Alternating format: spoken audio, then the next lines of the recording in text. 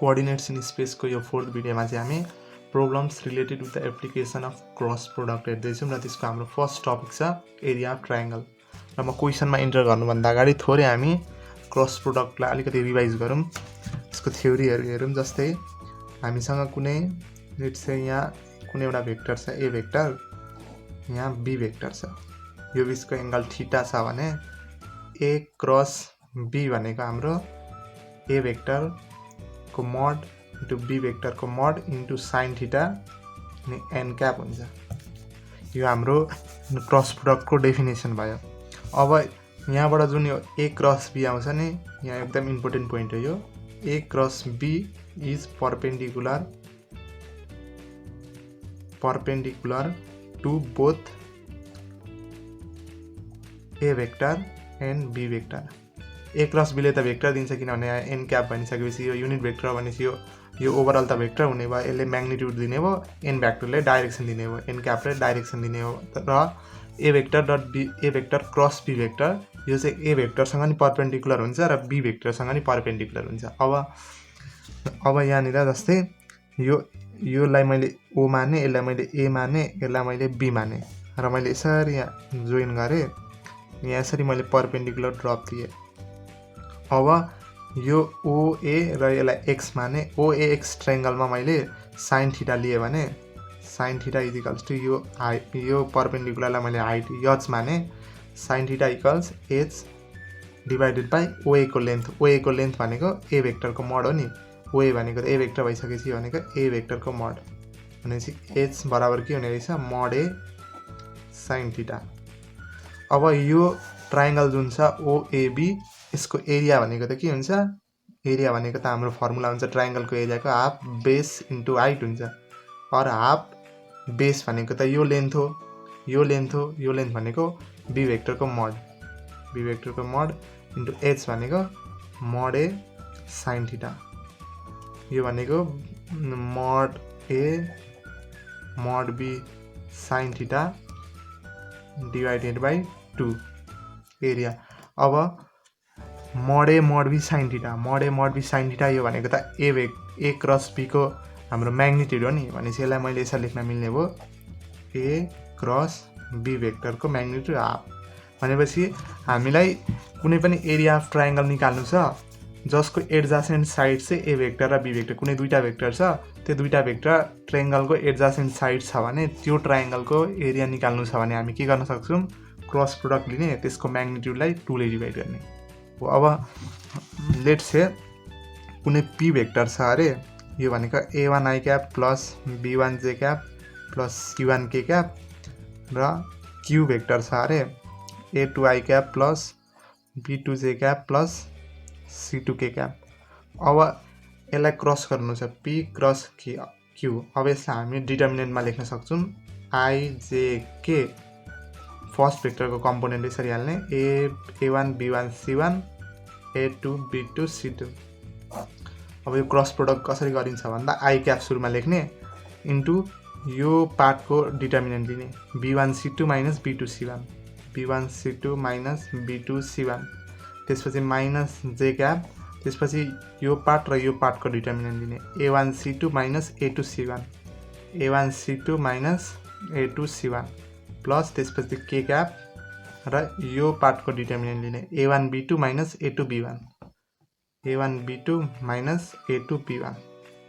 भनेपछि कुनै पनि दुईटा भेक्टर आइजेके को टर्ममा दिएको छ र त्यसको क्रस प्रोडक्ट निकाल्नु छ भने यसरी हामी डिटर्मिनेन्ट फर्मेटमा लगेर यसरी सल्भ गरेर हामी पी क्रस क्यू अथवा कुनै पनि दुईटा भेक्टरको हामी क्रस प्रोडक्ट निकाल्न सक्छौँ। सो त्यो रिलेटेड अब हाम्रो फर्स्ट क्वेसन छ, the area of triangle whose 3 vertices are 2 3 5 -1 3 2 and 0 -2 4।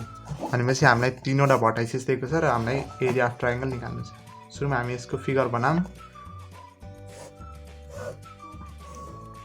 Let's say यो भर्टेक्स ए छ अरे, यो भर्टेक्स बी छ अरे, यो भर्टेक्स सी छ अरे। एलाई मैले 2 3 5 यो कोअर्डिनेट दिएँ, बी दिएको छ हामीलाई -1 3 2, सी छ हाम्रो 0 -2 4।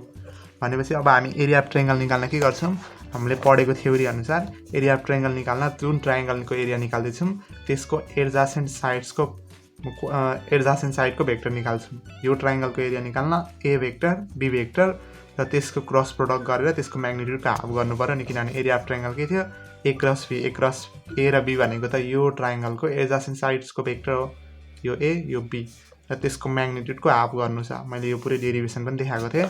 भनेपछि यहाँनिर हामीले के गर्नुपर्ने रहेछ, यो भेक्टर र यो भेक्टर निकाल्नु पर्यो, किनभने यो बिए भेक्टर र बिसी भेक्टर भनेको त यो ट्रायङ्गलको एडजासेन्ट साइडले रिप्रेजेन्ट गरेको भेक्टर हो। भनेपछि बिए भेक्टर भनेको के हुन्छ 2 - -1 भनेपछि 3i cap 3 - 3 plus 0 J cap 5 - 2 3 K cap र बिसी भेक्टर भनेको के हुन्छ 0 - -1 भनेको यो i क्याप -2 - 5 के क्याप 4 - 2 गर्ने भने 2 के क्याप आउने भयो यो भेक्टर। अब हामीले यसको के गर्नु पर्यो, क्रस प्रोडक्ट गर्नु पर्यो।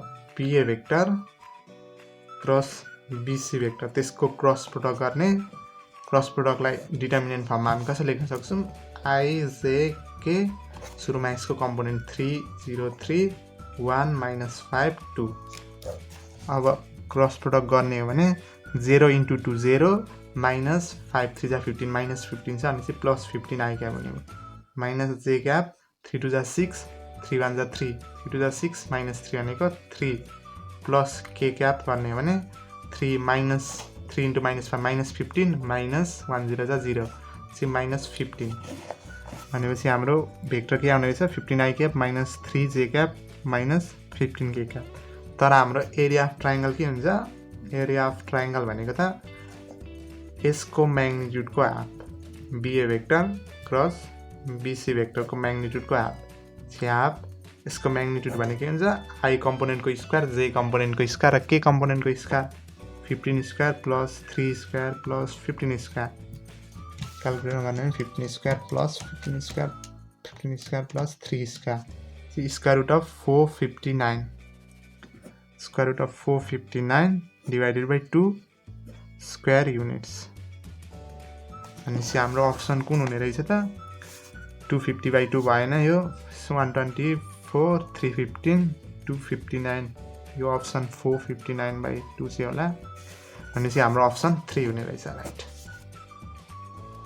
अब चाहिँ हामी line perpendicular to two given lines यसको बारेमा हेर्दैछौँ ल। यसमा पनि क्रस प्रोडक्टकै कन्सेप्ट लाग्छ। जस्तै क्वेसनमा के भनेको हुन्छ भन्दा यसरी एउटा लाइन L1 दिएको हुन्छ L2 दिएको हुन्छ र क्वेसनले के भन्छ find the direction cosines of the line which is perpendicular to both L1 and L2। अब हामी कसरी सल्भ चाहिँ कसरी गर्छौँ भन्दा L1 को हामीलाई direction cosines yeah direction ratio let's say in general direction vector थाहा हुन्छ। यसको अलङमा D1 भेक्टर छ, यसको अलङमा D2 भेक्टर छ।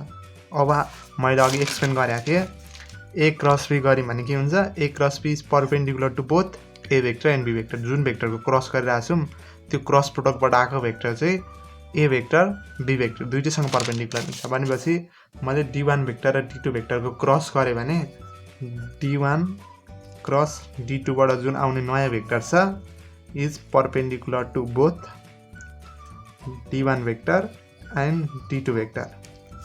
भनेपछि D1 क्रस D2 D1 र D2सँग परपेन्डिकुलर छ भन्नु र D1 र D2 क्रस गरेर आएको भेक्टरले एउटा लाइनको डाइरेक्सन रेसियोज रिप्रेजेन्ट गर्ला या direction cosines in general direction vector represent गर्ला।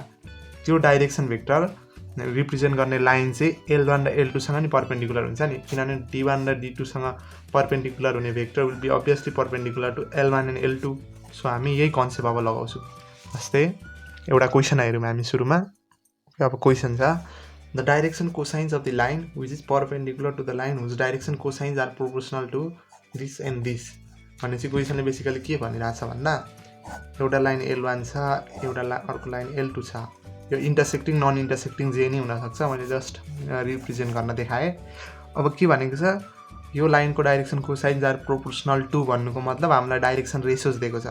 भनेपछि यो लाइनको अलङमा D1 भेक्टर छ अरे यो लाइनको अलङमा D2 भेक्टर छ अरे। D1 भेक्टर के हुने रहेछ यो त डाइरेक्सन रेसियोज हो, किनभने direction cosines are proportional to भनेपछि यो डाइरेक्सन रेसियोज भयो।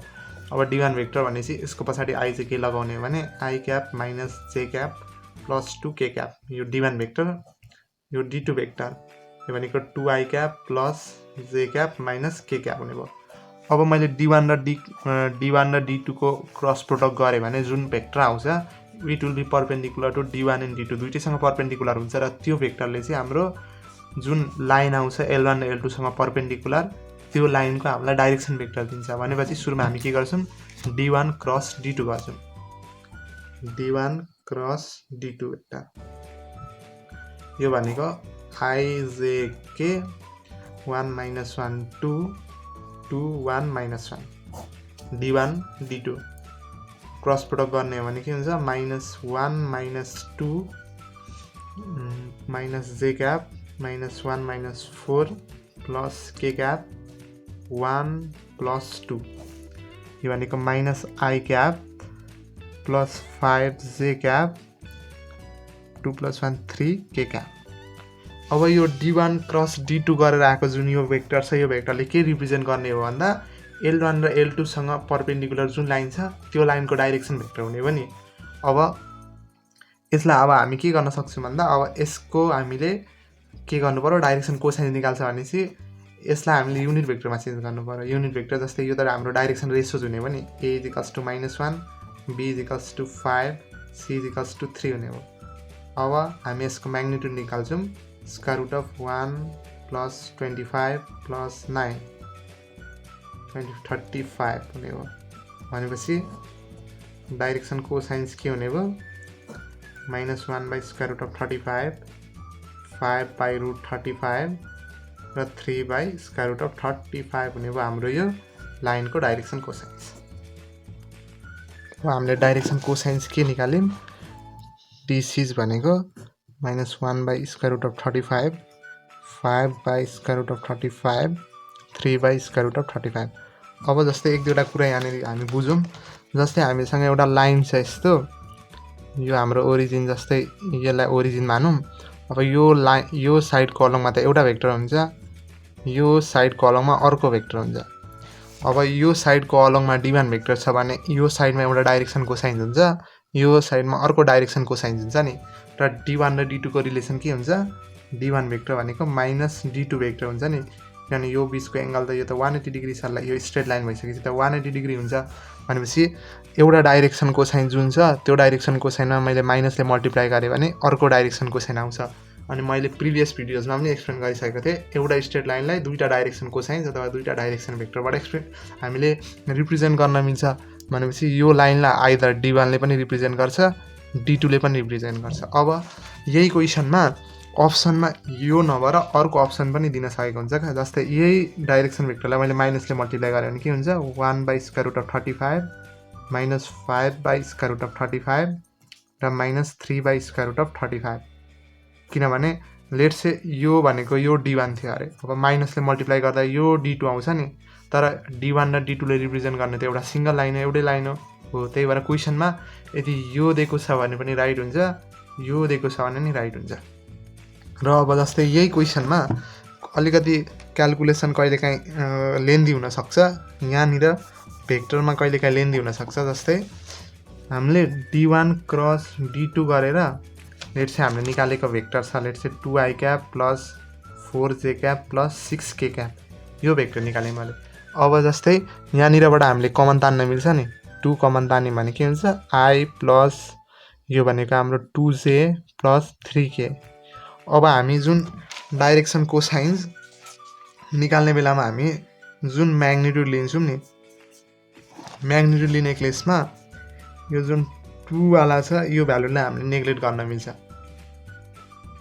नेग्लेक्ट गरेर हामी यो भ्यालुको मात्र निकाल्छौँ म्याग्निट्युड r भनेको √1 square plus 2 square plus 3 square गरेर 3 × 9 9 + 4 13 + 1 14। ओके अब हामीले यसको युनिट भेक्टर निकाल्नु पर्यो नि 1/√14 2/√14 र 3/√14 यसरी डाइरेक्सन कोसाइन निकाल्न मिल्छ। केही कुरा कमन आइरहेको छ भने त्यो कमन आएको कुरालाई हामी नेग्लेक्ट गर्न मिल्छ। अब त्यो चाहिँ किन भएको भन्दा यदि हामीले यसको म्याग्निट्युड निकालेर यस्तै यसको म्याग्निट्युड निकाल्ने र बाई त्यसको म्याग्निट्युड बाई त्यसको म्याग्निट्युड बाई त्यसको म्याग्निट्युड गर्ने भने माथिबाट कमन कटेर लास्टमा बस्ने भनेको यही हो। तर यसको म्याग्निट्युड निकाल्न त यो भ्यालु त लार्जर छ नि 6 स्क्वायर 4 स्क्वायर 2 स्क्वायर, त्यही भएर कहिलेकाहीँ क्यालकुलेसन लेन्दी हुनसक्छ। त्यसलाई मिनिमाइज गर्न हामी जुन आएको कमन आएको भ्यालु छ त्यसलाई नेग्लेक्ट गर्ने र बचेको भेक्टरको हामी म्याग्निट्युड लिन सक्छौँ। अब चाहिँ हामी projection of line segment on another line यो टपिक हेर्दैछौँ र यसलाई पनि हामी सुरुमा भेक्टरबाट अन्डरस्ट्यान्ड गरौँ। जस्तै भेक्टरको केसमा सुरुमा हामी प्रोजेक्सन भनेको चाहिँ के हो बुझौँ है त। यो एउटा लाइन छ, यो अर्को लाइन छ। अब यो लाइन सेगमेन्ट हो, हामी लाइन सेगमेन्टको प्रोजेक्सन निकाल्दैछौँ। एबी एउटा लाइन सेगमेन्ट हो। अब यो प्रोजेक्सन यो सेगमेन्टको प्रोजेक्सन अन एल भन्नुको मतलब जस्तै यहाँबाट यसरी मैले पर्पेन्डिकुलर ड्रप दिएँ, यहाँबाट मैले यसरी पर्पेन्डिकुलर ड्रप दिएँ। अब एबीको प्रोजेक्सन अन एल भन्नुको मतलब यो लेन्थ हो क्या, यहाँदेखि यहाँसम्मको यो लेन्थ, यसलाई हामी भन्छौँ projection of AB on L.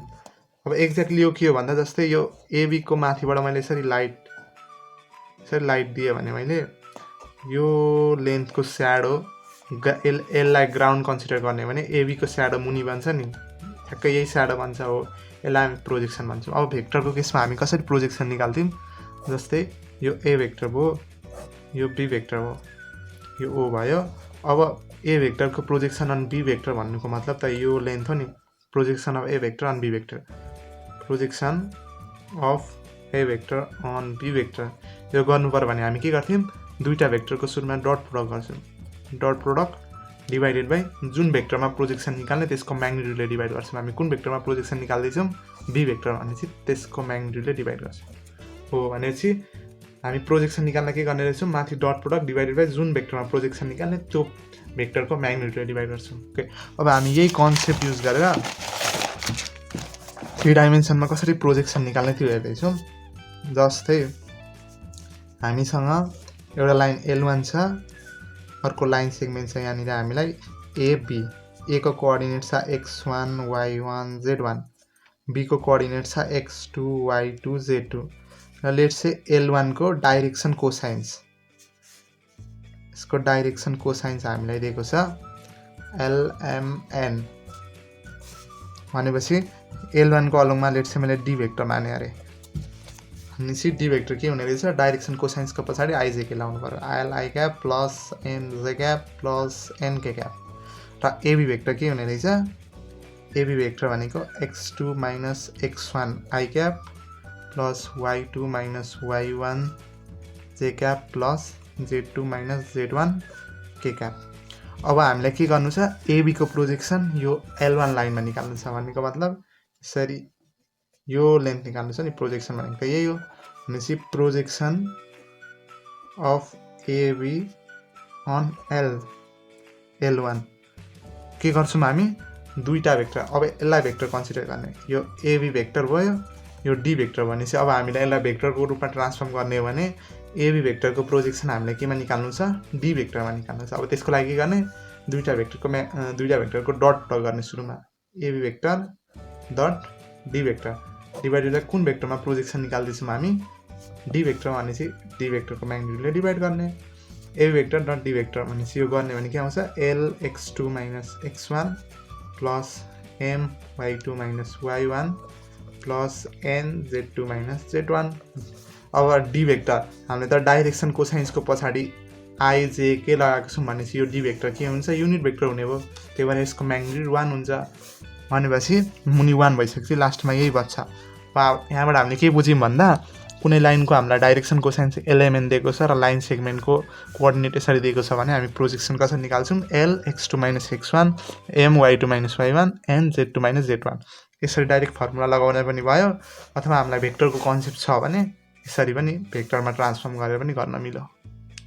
So question छ अब, projection of line segment joining the points 2, 3, 4 and 5, 9, 3 on the line whose direction cosines are proportional to यो भनेपछि यो केसमा हामीलाई direction cosines are proportional to भनेपछि हामीलाई डाइरेक्सन रेसियोज दिएको छ। जस्तै यसको फिगर बनाउने भने यो L1 छ, यहाँ लेट्स से यसलाई ए मान्ने हो 2, 3, 4, यो बी छ 5, 9, 13। L1 को हामीलाई के दिएको छ, डाइरेक्सन रेसियोज दिएको छ भनेपछि a is equals to 6, direction ratios यो हो A = 6, B = 2, C = 3। अब हामीले फर्मुला त केको टर्ममा पढेको छौँ, डाइरेक्सन कोसाइन्सको टर्ममा पढेको छौँ भनेपछि यसलाई डाइरेक्सन कोसाइन्समा लाने भने एल सुरुमा आर निकालौँ। आर भनेको A² + B² + C², 6² + 2² + 3², यो भनेको 36, 4, 49, 49 भनेपछि यो भनेको 7 हुन्छ। भनेपछि हाम्रो यहाँबाट एल भनेको के आउने भयो, A/R 6/7, बी भनेको के आउने भयो हाम्रो 2/7, सरी यो एम बी होइन एम, र एन भनेको आउने भयो 3/7, हाम्रो एल आयो। भनेपछि प्रोजेक्सन के हुने रहेछ, अब प्रोजेक्सन भनेको LX2 - X1 plus MY2 - Y1 plus NZ2 - Z1। L भनेको 6/7 इन्टु X2 - X1, 5 - 2 भनेको 3, 5 - 2 3 प्लस M भनेको 2/7 into Y2 - Y1, 9 - 3 6 plus N भनेको 3/7 इन्टु Z2 - Z1, 13 - 4 भनेको 9। भनेपछि यो 6 3 जा 18 प्लस 6 2 जा 12 प्लस 9 3 जा 27/7, 18 प्लस 12 प्लस 27, 57/7, 57/7। भनेपछि हाम्रो प्रोजेक्सनको भ्यालु कति आउने रहेछ, 57/7। This is option C.